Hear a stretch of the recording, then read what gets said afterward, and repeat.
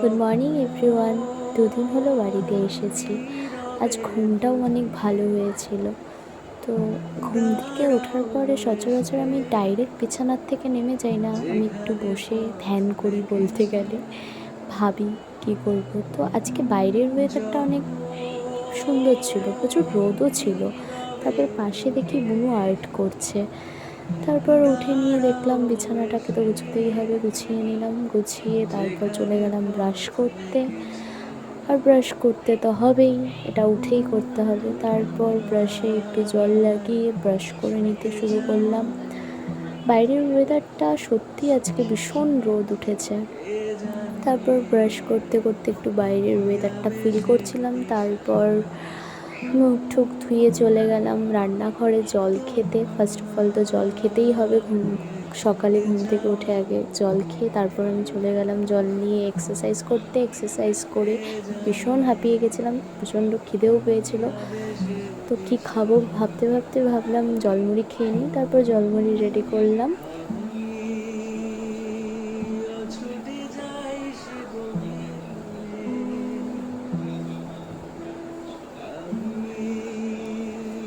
তো আজকে আমি জলমুড়িতে গুড় খাচ্ছিলাম, পতঞ্জলির গুড় দিয়ে আমি জলমুড়িটা খাচ্ছিলাম।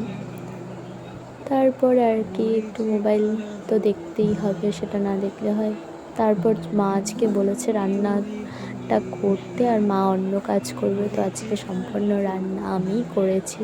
মা টুকটাক সব কিছু রেডি করে দিয়েছে, আর রান্নাটা পুরোটা আমিই করেছি। তো মা ওখানে কাজ করছিল, আমি একটু আর পেছনে ইয়ার্কি করছিলাম, কথা বলছিলাম মার সাথে।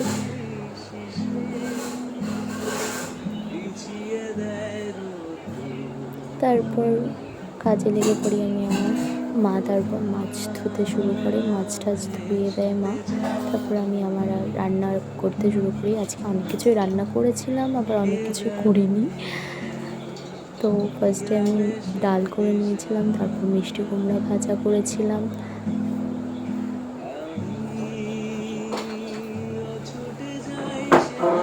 আর সবার শেষে আমি করেছিলাম মাছ।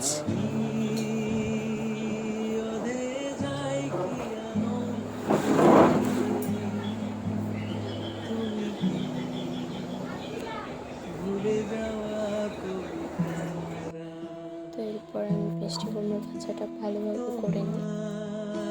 তারপরে এর মাঝখানে মা আমাকে শসা কেটে দিয়েছিলো, সেটা দিয়ে আমি চলে যাই মাছ করতে। মাছের ঝোলটা প্রায় হয়ে এসেছে।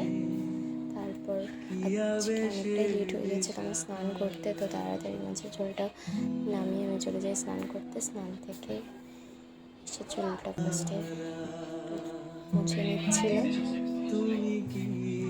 তারপর একটু মুখে গোলাপ জল লাগিয়েছি। আজকে প্রচণ্ড খিদে পেয়ে গেছিলো। সকালে আমি শুধু ওই মুড়ি খেয়েছিলাম, তারপর আর কিছু খাওয়া হয়নি। তাড়াতাড়ি করে মুখটা ঠিক করে তারপর চলে গেছি খেতে। দেখতে পারলে কতটা দেরি হয়ে গেছিলো, প্রায় 3:30। তারপর সোজা বিছানা নিয়ে নিই। সো আজকের মতন আমার ব্লগটা এখানেই শেষ। Tata, by.